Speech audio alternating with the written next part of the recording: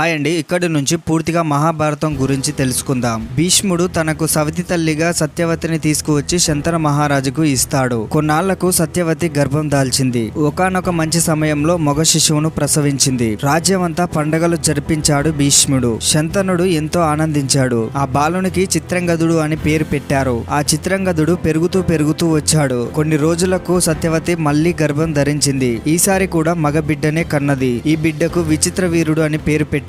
రెండో కొడుకు జన్మించిన కొద్ది కాలానికే శంతనుడు చనిపోయాడు. చేయాల్సిన కర్మలన్నీ చేసి సత్యవతిని ఓదార్చి ఆమె మాట మీదట చిత్రంగదుడిని మహారాజుగా అభిషేకించాడు భీష్ముడు. అపూర్వ బలశాలి అయిన చిత్రంగదుడికి తనని ఓడించేవారు ఈ 14 లోకాలలో లేరనే అహంకారం ఒకటి ఉండేది. ఈ చిత్రంగదుడికి ఉన్న అహంకార వృత్తాంతం గంధర్వరాజైన చిత్రంగదుడికి తెలిసింది. ఇద్దరి పేరు చిత్రంగదుడే. అయితే వెంటనే భూలోకానికి తన దూతను పంపాడు గంధర్వరాజు అయిన చిత్రంగదుడు. ఓ రాజా, నీ పేరు నా పేరు కూడా చిత్రంగదుడే. మనమిద్దరం ఇలా ఒకే పేరుతో పిలువబడడం న్యాయంగా లేదు. పైగా నువ్వేమో మహాబల పరాక్రమశాలివనే అహంకారంతో ఉన్నావని కూడా విన్నాను. అది నిజమే అయితే నాతో యుద్ధం చేసి గెలువు, లేదంటే నీ పేరు మార్చుకో అని ఆ దూత ద్వారా కబురు పెట్టాడు. మహాపౌరుషవంతుడని అనుకునే ఆ పౌరవుడు యుద్ధానికి సిద్ధమయ్యాడు. పవిత్రమైన కురుక్షేత్రంలో ఆ చిత్రంగదులు ఇద్దరు యుద్ధానికి దిగారు. మాయా యుద్ధంలో నిష్ణాతుడైన గంధర్వరాజు తన మాయా ప్రవర్తనతో చిత్రంగదుడి ముప్పు తిప్పలు పెట్టాడు. ఆ యుద్ధంలో చిత్రంగదుడు మరణించాడు. గాంధర్వరాజు విజయోత్సవంతో తన లోకానికి వెళ్లిపోయాడు. పెద్దవాడైన చిత్రంగదుడి మరణంతో రెండవ వాడైన విచిత్ర వీరునికి రాజ్యపట్టం కట్టాడు భీష్ముడు. వృద్ధ మంత్రులు చిన్నాన్న అయిన బాహ్లీకుడు సహాయంతో భీష్ముడు రాజ్యాంగ చక్రాన్ని తిప్పాడు. అంటే మన దగ్గర ఉన్న రాష్ట్రపతి లాగా. కొంతకాలానికి విచిత్ర వీరుడు యుక్త వయస్సుకు వచ్చాడు. అతనికి వెంటనే వివాహం చేసేయడం మంచిదని నిర్ణయించుకున్నారు పెద్దలు. ఆ సమయానికి కాశీరాజు కుమార్తెలైన అంబ, అంబిక, అంబాలికలకు స్వయంవరం ప్రకటించారు. తమ్ముడి కోసం ఆ కన్యలను తెస్తానని సత్యవతికి చెప్పి ఒంటరిగానే బయలుదేరాడు భీష్ముడు. స్వయంవరం జరిగే ప్రదేశానికి వచ్చాడు. అక్కడ ఉన్న కన్యలను రథంపైకి ఎక్కించాడు. ఆ సాహసానికి అక్కడ ఉన్న రాజులు ఆశ్చర్యపోయారు. అంతలోనే భీష్ముడు ఇలా అన్నాడు: ఓ కాశీరాజా, నా తమ్ముడి వివాహం కోసం ఈ కన్యలని నా బలంతో తీసుకువెళ్తున్నాను. అడ్డగించే వారు ఎవరైనా ఉంటే నన్ను ఓడించి వీరిని తీసుకెళ్ళండి అన్నాడు. భీష్ముని మాటలు వింటూనే సభలోని రాజులు కోపంతో ఊగిపోయారు. వివిధ రకాలైన యుద్ధాలతో శబ్దాలు చేస్తూ గాంగేయుడిపై విరుచుకుపడ్డారు. ఒక్క సాల్వరాజు మాత్రం భీష్ముడిని బలంగా ఎదిరించాడు. కానీ అతను కూడా భీష్ముని బాణ ప్రతాపానికి ఓడిపోక తప్పలేదు. ఇంకా అక్కడ తనను ఎదిరించేవారు ఎవ్వరూ లేరని నిర్ధారించుకున్నాక కాశీరాజు కూతుర్లను తీసుకుని హస్తినాపురం చేరాడు. విచిత్ర వీరునికి వివాహం చేయడానికి అన్ని ఏర్పాట్లు చేస్తున్న సందర్భంలో ఆ కన్యలలో పెద్దదైన అంబ సత్యవతి దగ్గరికి పోయి తాను సాల్వరాజును ప్రేమించానని, ఈ పెళ్లి తనకు ఇష్టం లేదని చెప్పింది. వేరే వారిని ప్రేమించే అమ్మాయిని తన తమ్ముడి భార్యగా చేయడం ఇష్టం లేని భీష్ముడు సత్యవతి అనుమతితో అంబను సగౌరవంగా సాల్వరాజు వద్దకు పంపివేశాడు. అంబిక, అంబాలికలకు విచిత్ర వీరునితో వివాహం జరిగిపోయింది. సాల్వరాజు వద్దకు వెళ్లిన అంబ అతనిచే తిరస్కరింపబడింది. మరొకడు తన బలంతో గెలుచుకున్న వస్తువును స్వీకరించడం తన వంశానికి అవమానమని చెప్పి ఆమెను తిప్పి పంపించేశాడు. ప్రేమికుని చేత తిరస్కరింపబడిన ఆమె మళ్ళా హస్తినాపురానికి వచ్చింది. విచిత్ర వీరుని పెళ్లాడతానంది. ఆమె మాటకు హస్సయించుకున్నారు భీష్ముడు, బాహ్లీకుడు, సత్యవతి. ఆమె కోరికను తిరస్కరించారు. ఎంతో ఘనంగా వివాహం జరగబోయే వేళ నీ మూలంగా నా పెళ్లి చెడిపోయింది. కాబట్టి నువ్వే నన్ను పెళ్లి చేసుకోవాలి అని గట్టిగా భీష్ముని అడిగింది అంబ.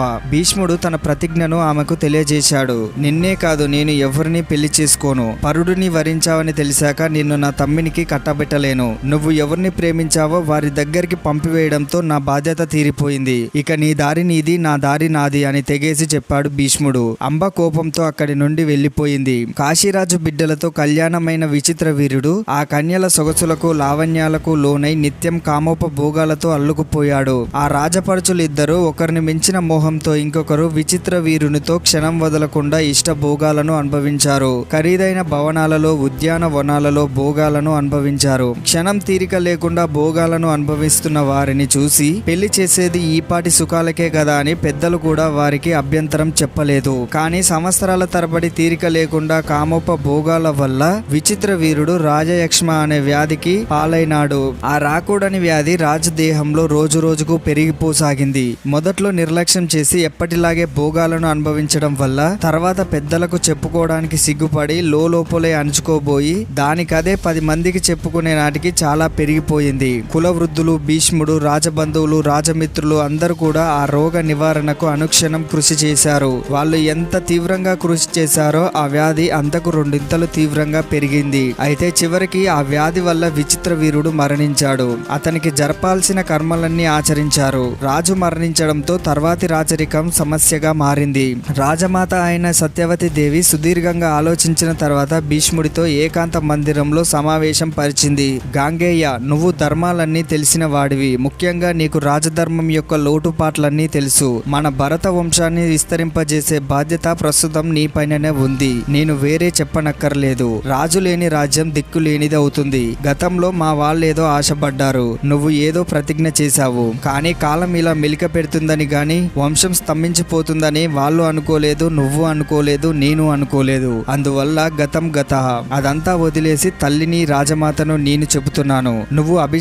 నువ్వు పట్టాభిషేకం చేసుకో అని చెప్పింది సత్యవతి. భీష్ముడు అందుకు ఒప్పుకోలేదు. అమ్మా, వదులుకున్న దాన్ని పొందుకోవడం నాకు చేత కాదు. ఈ రాజ్యం నీ గర్భంలో జన్మించిన వారికే చెల్లుతుంది, కానీ నాకు కాదు. ప్రాణం వదులుతా గాని ప్రతిజ్ఞను తప్పను అని చెప్పేశాడు. సరే పోనీ, ఇంకో మాట విను. ధర్మశాస్త్ర ప్రకారం నా కోడళ్ల గర్భంలో జన్మించిన వారు కూడా నా సంతానమే అవుతారు. నీ మరదళ్ళు వయసులోనే ఉన్నారు. వాళ్ళు కూడా సంతానం లేక ఉన్నారు. ఏదో కర్మకాలి నీ తమ్ముడల్లా చనిపోయాడు గాని పెళ్ళయి ఎన్నాళ్ళు అయిందని. అందువల్ల నువ్వు నా మాట విని నీ మరదల యందు సంతానోత్పత్తిని కావించు అని సత్యవతి చెప్పడం పూర్తి కాకుండానే శివశివ అంటూ చెవులు మూసుకున్నాడు. భీష్ముడు, ఇదేమి నియామకం తల్లి? చనిపోయే వరకు బ్రహ్మచారిని అని స్పష్టంగా చెప్పాను. అమ్మా, నా ప్రతిజ్ఞ భంగం కానిది ఏ దారైనా ఉంటే చెప్పు, అంతేగాని ఇటువంటి మాటలు నేను వినలేను అన్నాడు. మరింకేలాగా నువ్వే చెప్పు అన్నది సత్యవతి. పెద్దవాడ పెళ్లి పెటాకులు లేకుండా పోయాడు. చిన్నవాడు మధ్యలోనే వెళ్ళిపోయాడు. మీ నాన్నగారు ఎప్పుడో కాలం చేశారు.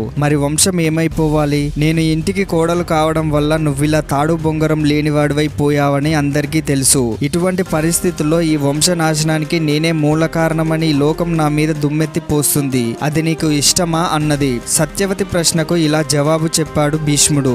నిన్ను నిందల పాలు చేయడం వల్ల నాకు ఒరిగేదేమీ లేదు తల్లి. మా వంశం ఏమైపోతుందని నేను కూడా విపరీతంగా ఆలోచిస్తూనే ఉన్నాను. ఎటూ కాని పరిస్థితిలో పడిపోయాం. ఇప్పుడు రాజమాత, సర్వశాస్త్రాలు అంగీకరించేది అయిన మార్గం ఒకటి నాకు తెలిసింది. కానీ అది పెద్దలకి ఇష్టమో అయిష్టమో నాకు తెలియడం లేదు. ఏది ఏమైనా నువ్వు నన్ను చేయమని అడిగిన కార్యాల కన్నా ఆలోచిస్తే నువ్వు ఒప్పుకుంటావు అనిపిస్తుంది. ఆజ్ఞ ఇస్తే మనవి చేసుకుంటాను అని వినయంగా చెప్పాడు భీష్ముడు. ఇది ఈ వీడియో. నెక్స్ట్ ఎపిసోడ్ లో తెలుసుకుందాం. వీడియోని లైక్ చేయండి, షేర్ చేయండి, సబ్స్క్రైబ్ చేయడం మర్చిపోదు. Thank you very much.